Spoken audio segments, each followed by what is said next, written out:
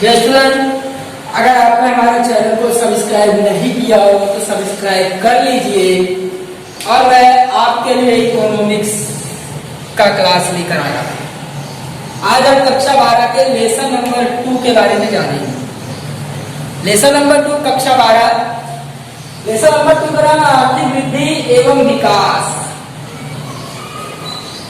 वृद्धि और विकास इस चैप्टर का नाम है।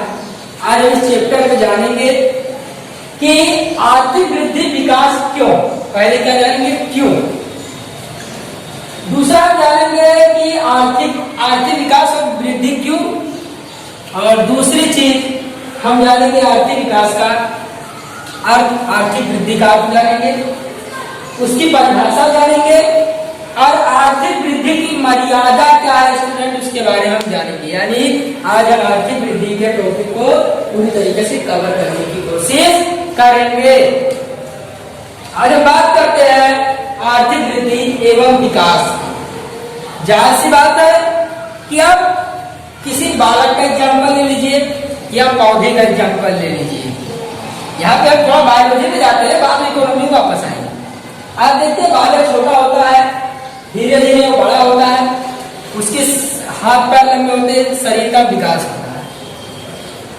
तो जिस प्रकार से हमारे शरीर का विकास होता है उसी प्रकार से अर्थव्यवस्था भी विकसित होती है। लेकिन शरीर का विकास बायोलॉजिकल फैक्ट है और देश का विकास और मनुष्य का विकास जो है उसको हम आर्थिक रूप से यहाँ अध्ययन करेंगे। तो यहाँ पर देखिए वृद्धि और विकास क्यों, जरूरत क्या पड़ी इसकी। तो देखिए आर्थिक वृद्धि और विकास नाम के शब्द आए कहां से। ये स्टूडेंट 1939 में जर्मनी के द्वारा पोलैंड पर आक्रमण करने से द्वितीय विश्व युद्ध की शुरुआत हुई और द्वितीय विश्व युद्ध जो है वो खत्म हुआ 11 अगस्त 1945 को। क्यों? क्योंकि जापान के ऊपर अमेरिका ने परमाणु अटैक कर दिया था, जिससे जापान ने आत्मसमर्पण कर दिया और द्वितीय विश्व युद्ध क्या हुआ, समाप्त हुआ। अब जाहिर सी बात है कि जब युद्ध होगा तो होता ही क्या स्टूडेंट, युद्ध में काफी संसाधन बर्बाद हो जाते हैं, काफी देश बर्बाद हो जाते हैं, कई देश बर्बाद हो जाते हैं। तो विश्व युद्ध में क्या हुआ कि कई देशों की अर्थव्यवस्था चरमरा गई यानी कि पूरी तरीके से चौपट हो गई, नष्ट हो गई। तब कई देशों में मिलकर विचार किया कि नहीं, युद्ध में कुछ रखा नहीं है, और वहीं से उन्होंने विचार किया कि हम युद्ध नहीं करेंगे, अब हम विकास करेंगे, वृद्धि करेंगे, देश का विकास करेंगे, राष्ट्र का विकास करेंगे, लोगों का विकास करेंगे।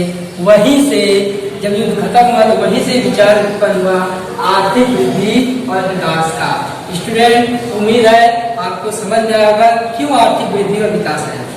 विश्व युद्ध में सारी अर्थव्यवस्थाएं बर्बाद हो गई थी और वो फिर से विकास करना चाहती थी, वहीं से आर्थिक वृद्धि और विकास शब्द आया हुआ है। तो उम्मीद है आपको समझ में आया होगा। तो बात करते हैं आर्थिक वृद्धि की।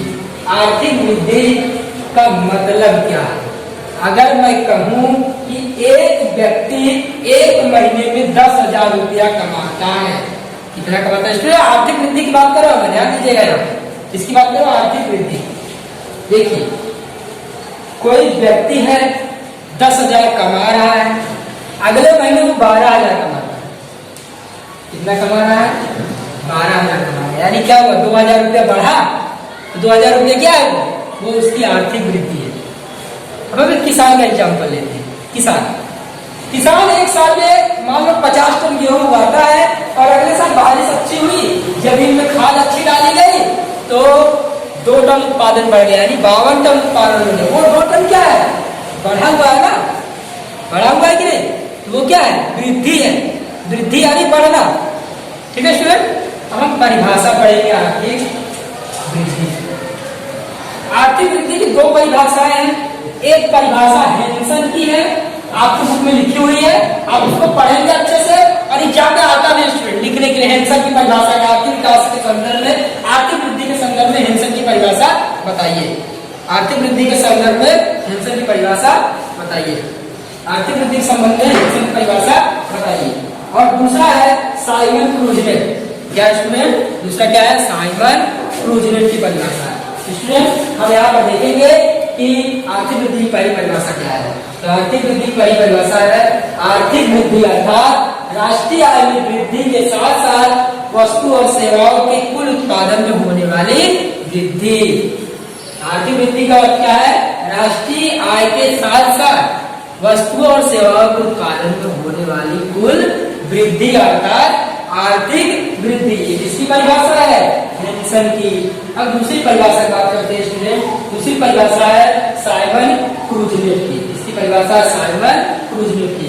तो साइमन क्रूजनेट कहते हैं कि प्रजा को अधिक से अधिक विभिन्नतापूर्ण चीज वस्तुएं मिलती रहे और इन चीज वस्तुओं का उत्पादन करने की राष्ट्र की शक्ति को हम लगातार राष्ट्र की शक्ति बढ़ती रहे, इसे हम क्या कहेंगे? आर्थिक वृद्धि कहेंगे। कहने का मतलब है कि आप इस समय लगातार पंखा है, टीवी है, कूलर है, एसी इसका उपयोग करते हैं, ठीक है। अब इसका उत्पादन भी बढ़ता जाए और लोग उसको खरीदते भी चले जाए, यानी लोगों की आवश्यकताएं बढ़े, लोग उसको खरीदे भी और उसका उत्पादन भी बढ़े। इसका यह मतलब है कि प्रजा क्या है? डिमांड ज्यादा करेगी, अधिक से अधिक चीज वस्तुओं को मांगेगी, अधिक से अधिक चीज वस्तु एसी है, कूलर का डिमांड करेगी। तो कहने का सीधा सा मतलब है कि प्रजा की विभिन्नतापूर्ण वस्तुओं के आवश्यकताओं को पूरा करने की, राष्ट्र की पूर्ण वस्तु को उत्पादन करने की क्षमता पे लगातार होने वाली वृद्धि, प्रजा की विभिन्नतापूर्ण वस्तुओं को, प्रजा को विभिन्नतापूर्ण वस्तुएं मिलती रहे। ध्यान से स्टूडेंट एक बार और फिर से, प्रजा को विविधता पूर्वक वस्तुएं, अधिक से अधिक विभिन्नता, प्रजा को अधिक से अधिक विभिन्नता पूर्वक वस्तुएं मिलती रहे और लगातार मिलती रहे और इन वस्तुओं का उत्पादन करने की राष्ट्र की शक्ति में लगातार वृद्धि होती रहे, यानी विभिन्नतापूर्ण वस्तुएं लगातार मिलती रहे और राष्ट्र की शक्ति उसको उत्पादन करने के लिए बढ़ती रहे, तो इसी को हम क्या कहेंगे? आर्थिक वृद्धि कहेंगे। ऐसा साइमन क्रूजनेट ने कहा था। इसने कहा था, साइमन क्रूजनेट ने कहा। अब हम बात करेंगे आर्थिक वृद्धि की मर्यादा। मर्यादा क्या है आर्थिक वृद्धि? ये परिमाणात्मक है, यानी इसे माप सकते हैं, ये गुणात्मक नहीं है। ये क्या है? केवल परिमाणात्मक है। जैसे किसी का 10,000 इनकम है तो अगले महीने 12,000 में सीधा 2,000 दिखता है। ये क्या है? परिमाणात्मक है, गुणात्मक नहीं है। दूसरी मर्यादा है कि इसमें केवल उत्पादन को ध्यान में रखा जाता है, उत्पादन में हो रही वृद्धि को ध्यान में रखा जाता है। दूसरी मर्यादा ये है। तीसरी मर्यादा है, इसमें लोगों की आर्थिक वृद्धि को देखा जाता है, लोगों के जीवन में क्या सुधार हो रहा है वो दिखाई नहीं देता है, यानी केवल क्या परिमाणात्मक है। दूसरा इसकी मर्यादा है, इसमें केवल उत्पादन को ध्यान में रखा जाता है। तीसरा, लोगों के जीवन में परिमाणात्मक सुधार होता है, गुणात्मक सुधार को इसके अंदर ध्यान में नहीं रखा जाता है स्टूडेंट। ठीक है डियर स्टूडेंट, अब आप देख सकते हैं, एक बार और मैं बता दूं क्यों जरूरत है आर्थिक वृद्धि और विकास की जरूरत क्यों पड़ी। क्योंकि 1939 में द्वितीय विश्व युद्ध के बाद 1945 से सभी राज्य इकट्ठा हुए और उन्होंने विचार किया कि युद्ध नहीं करना है, अब हमें वृद्धि और विकास करना है। वहीं से शब्द आया, वृद्धि और विकास का शब्द वहीं से आया है। अब आर्थिक वृद्धि का अर्थ क्या होता है?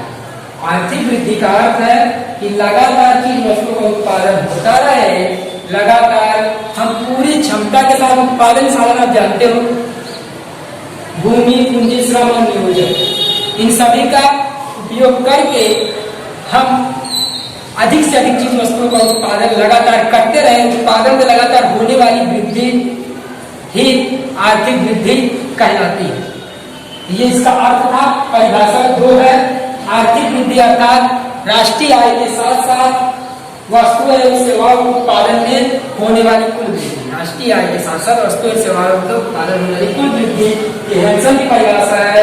और दूसरी परिभाषा है प्रजा को अधिक से अधिक वैविधता पूर्वक वस्तुएं मिलती रहे और इन वस्तु का उत्पादन करने में राष्ट्र की शक्ति लगातार बढ़ती रहे, उसे हम आर्थिक वृद्धि कहते हैं। इसे साइमन क्रूजर ने इस परिभाषा को दिया था।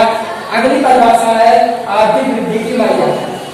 आर्थिक वृद्धि की मर्यादा क्या है कि ये परिमाणात्मक है, ये गुणात्मक नहीं है। यानी इसमें क्या परिणाम को ध्यान में रखा जाता है, उसके कारण क्या सुधार आ रहा है, क्या डेवलपमेंट हो रहा है, क्या सुधार हो रहा है, उसको ध्यान में नहीं रखा जाता है। दूसरी मर्यादा है कि इसमें केवल उत्पादन को ध्यान में रखा जाता है। उत्पादन कैसे हो रहा है, किस प्रकार से हो रहा है, इन्हीं चीजों को ध्यान में रखा जाता है।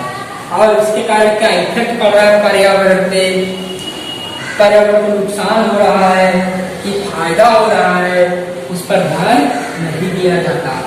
बात करते हैं लोगों में गुणात्मक सुधार पर ध्यान देता है। ये परिमाणात्मक है, इसको गुणात्मक सुधार पर ध्यान में नहीं रखा जाता। स्टूडेंट तो आज आपने आर्थिक वृद्धि के बारे में पढ़ा, क्यों जरूरी है, यानी प्रस्तावना आप पढ़िए अपने बुक में, आर्थिक वृद्धि का अर्थ पढ़िए, परिभाषा पढ़िए और आर्थिक वृद्धि की मर्यादा पढ़िए। स्टूडेंट उम्मीद है आपको समझ आया होगा। अगर आपने हमारे चैनल को सब्सक्राइब नहीं किया है तो आप हमारे चैनल को सब्सक्राइब कर लीजिए, ताकि बेल आइकन को पुशअप कर प्रेस कर लीजिए, ताकि मैं जब अगला वीडियो आपके पास लेकर आऊँ इकोनॉमिक संदर्भ में तो आपको जो है नोटिफिकेशन मिलता है। तो आज आपका आर्थिक वृद्धि में आपने क्यों आर्थिक वृद्धि का परिभाषा, आर्थिक वृद्धि की मर्यादा इत्यादि को पढ़ा है, तो आप इसके रिवाइज कीजिएगा अपने बुक के अंदर, पढ़िएगा।